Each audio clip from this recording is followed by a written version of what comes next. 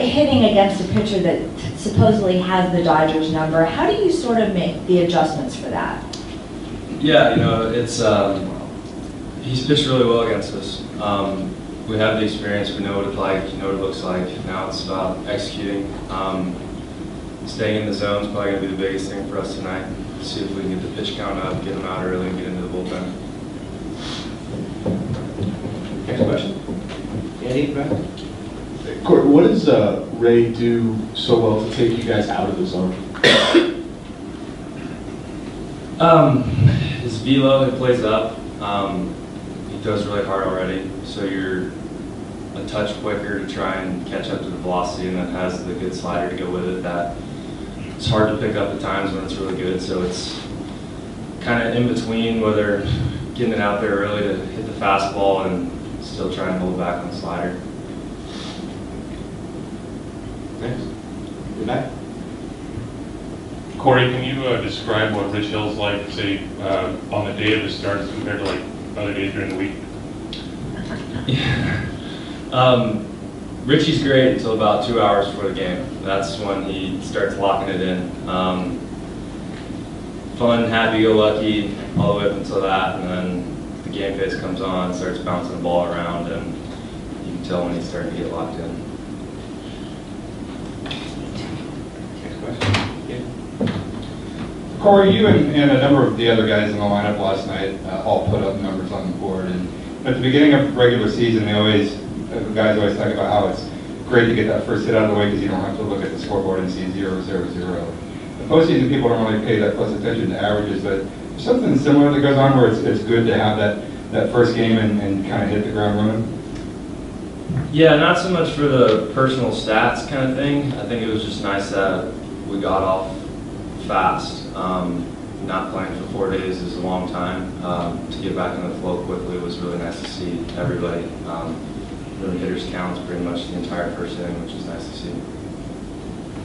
Bill? Yeah, Corey, going into last night, were you wondering what you would see? Were you curious as to how this team was going to respond? I mean, was there any uncertainty in your mind after all you've been through this year?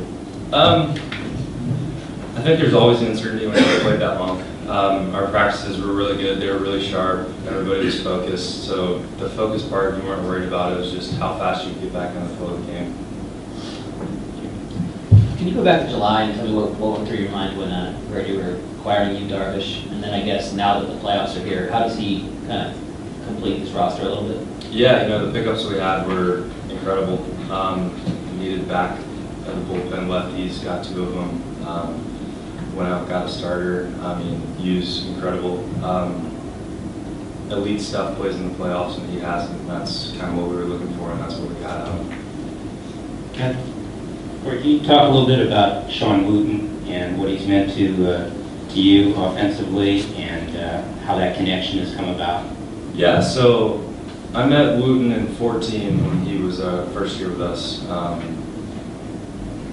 Got a taste with him at the end in Double-A my last month. Talked to him, kind of got to know him a little bit. Knew I had some stuff to make adjustments on, and he was really good about explaining it. The next spring training was a really big spring training for me. Made some adjustments, got to where I thought I needed to be, and ever since then it's been a constant dialogue, constant video, sending to him pretty much every night, and just the relationship's grown over the years. Corey, it appears that, or it appeared in the last week of the season, you started to hit the ball farther, a little harder. You had some rest in September. What do you attribute kind of being more like what we were used to in the last week of the season? Struggled there for a little bit. Once I came back, just trying to find some feelings again, find the flow of it, know where my body was again. It was late in the year. Taking that time was difficult.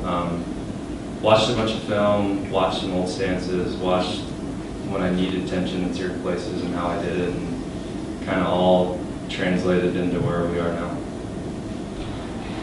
Next question.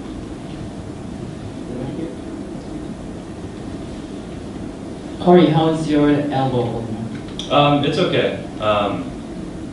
Just figuring out how to rest it, figuring out how to just maintain. Trainers and strength coaches have been fantastic with helping put a plan together, staying to the plan, and maintaining it basically. At the beginning of the season, you talked about how the biggest adjustment in your rookie season was having fresh legs at the end of the season. How does this year differ compared to last year? That's where Chase really helped me last year. Really knowing how to prepare your body, how to be ready every day. You know, you can take care of it, but then there's the difference in being ready, being fresh, being up to speed, and that was a big thing this year, having that routine already set, having what I know worked for me throughout the full year, and it's paid dividends.